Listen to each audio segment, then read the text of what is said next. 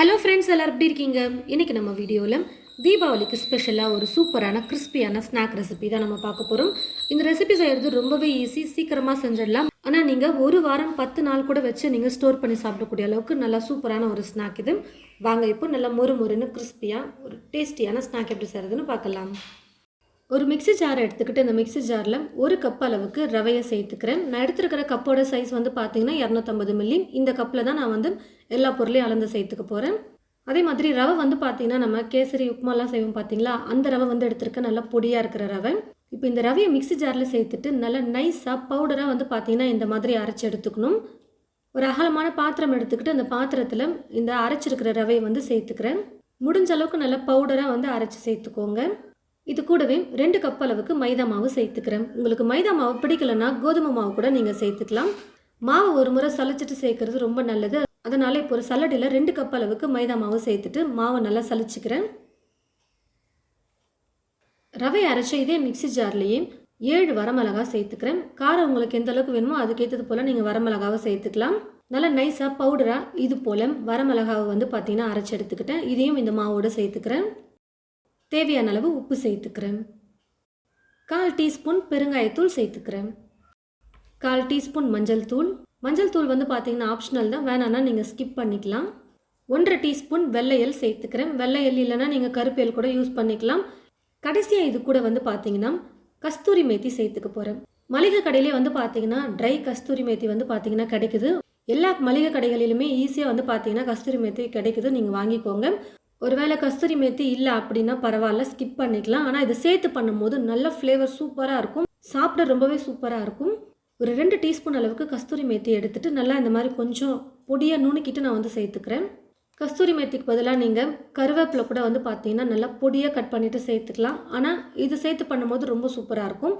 ட்ரையாக நம்ம சேர்க்கறதுனால ரொம்ப நாளைக்கு நமுத்து போகாமல் இந்த ஸ்நாக் வந்து சாப்பிட நல்லாயிருக்கும். எல்லா பொருளையும் சேர்த்து மாவோட நல்லா இந்த மாதிரி கலந்து கொடுத்ததுக்கப்புறமா எண்ணெயை வந்து நல்லா சூடாக காய வச்சு எடுத்து வச்சுருக்கேன். இந்த சூடான எண்ணெயை 3-4 டீஸ்பூன் அளவுக்கு நான் சேர்த்துக்கிறேன். நல்லா இந்த மாதிரி எண்ணெயை காய வச்சுட்டு சேர்க்கும் போது ஸ்நாக் வந்து பார்த்தீங்கன்னா நல்லா மொறுமொறுப்பாக இருக்கும், கிறிஸ்பியாக இருக்கும், சாப்பிட சூப்பராக இருக்கும். உருண்டைகள் எதுவும் இல்லாமல் எண்ணெய் சேர்த்ததுக்கப்புறம் மாவை நல்லா கலந்து கொடுத்துட்டு தண்ணி கொஞ்சம் கொஞ்சமாக சேர்த்து மாவு பிசைஞ்சிக்கிறேன். நம்ம தேய்க்கும் போது மாவு நல்லா கெட்டியாக இருக்கணும், அப்போ தான் எண்ணெயில் போட்டு ஃப்ரை பண்ணும்போது எண்ணெய் குடிக்காமல் இருக்கும். நல்லா மாவு வந்து பூரிக்கு எப்படி பிசையுமோ அந்த மாதிரி நல்லா கெட்டியாக வந்து பிசைஞ்சிக்கணும். பாருங்கள் ஃப்ரெண்ட்ஸ், தண்ணி கொஞ்சம் கொஞ்சமாக சேர்த்து மாவை நல்லா கெட்டியாக பிசைஞ்சு எடுத்துக்கிட்டேன். ரொம்ப இலக்கமாக மாவு பிசைஞ்சிட்டோம்னா எண்ணெய் வந்து அதிகமாக குடிச்சிரும். அதனால் முடிஞ்ச அளவுக்கு கொஞ்சம் கொஞ்சமாக தண்ணி சேர்த்து நல்லா கெட்டியாக மாவு பிசைஞ்சிக்கோங்க. நம்ம ரவை சேர்த்துருக்கிறதுனால கொஞ்சம் ரவை ஊறிச்சுன்னா நல்லாயிருக்கும். அதனால் 10 நிமிஷத்துக்கு நான் வந்து பார்த்திங்கன்னா அப்படியே மாவு ஊற வச்சு எடுத்துக்கிறேன். பாருங்கள் ஃப்ரெண்ட்ஸ், நல்லா 10 நிமிஷத்துக்கு மாவு ஊறி வந்துடுச்சு. இப்போ கொஞ்சம் கொஞ்சமாக மாவு எடுத்து சின்ன சின்னதாக உருட்டி நான் வந்து பார்த்திங்கன்னா நல்லா மெல்லிஸாக சப்பாத்திக்கு தேய்க்கிற மாதிரி தேய்ச்சி எடுத்துக்க போகிறேன். மாவு ஒட்டாமல் இருக்கிறதுக்காக கொஞ்சமாக மைதா மாவு போட்டு நான் தேய்ச்சிக்கிறேன். இந்த அளவுக்கு நல்லா மெல்லிஸாக இருக்கிற மாதிரி நான் வந்து பார்த்திங்கன்னா இப்போ தேய்ச்சி எடுத்து வச்சுருக்கேன்.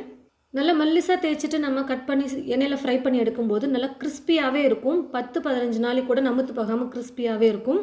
உங்களுக்கு எந்த சைஸில் ஸ்நாக் வேணுமோ அதுக்கேற்றது போல் எந்த டிசைன் பிடிச்சிருக்கோ அந்த மாதிரி நீங்கள் கட் பண்ணிக்கோங்க.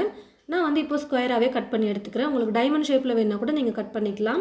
கொஞ்சம் சின்ன சின்னதாக இருக்கிற மாதிரி நான் வந்து பார்த்திங்கன்னா இப்போ கட் பண்ணி எடுத்துக்கிறேன். எல்லாத்தையும் கட் பண்ணதுக்கப்புறமா இப்போ இது ஒரு பிளேட்டுக்கு மாற்றிக்கலாம். மாவு போட்டு தேய்ச்சிருக்கிறதுனால ஒன்றோடு ஒன்று வந்து பார்த்திங்கன்னா ஒட்டாமல் தான் இருக்கும். அப்படியே நான் தட்டில் கொட்டிட்டு அப்படியே அள்ளி எடுத்து போட்டு ஃப்ரை பண்ணாலே போதும், ஒன்றோடு ஒன்று ஒட்டாது. எண்ணெயில் போட்டதுமே தனித்தனியாக பிரிஞ்சு வந்துடும்.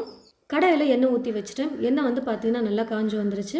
எண்ணெய் நல்லா காஞ்சதும் கட் பண்ணி எடுத்து வச்சுருக்கிறேன் இந்த மாவை வந்து பார்த்திங்கன்னா கொஞ்சம் கொஞ்சமாக இந்த மாதிரி எடுத்து எண்ணெயில் போட்டுக்கிறேன். ஒவ்வொன்றா தனித்தனியாக போடணும் அப்படின்னு இல்லை, நம்ம ஏற்கனவே கட் பண்ணி எடுத்து வச்சுட்டோம். மாவு போட்டு தேய்ச்சிருக்கிறதுனால அது ஒன்றோட ஒன்று ஒட்டாது. நீங்கள் அப்படியே கொஞ்சம் 10 எடுத்து நீங்கள் எண்ணெயில் போட்டிங்கனாலே போதும். எண்ணெய் நல்லா சூடாக இருக்கிறதுனால தனித்தனியாக இந்த மாதிரி பிரிஞ்சு வந்துடும். அப்பப்போ கரண்டி வச்சு கலந்து கொடுத்துக்கிட்டே இருங்க. அப்போ தான் எல்லா பக்கமும் ஒரே மாதிரி கலர் மாறி வரும், நல்லா ஃப்ரை ஆகிட்டு கிறிஸ்பியாகவும் இருக்கும்.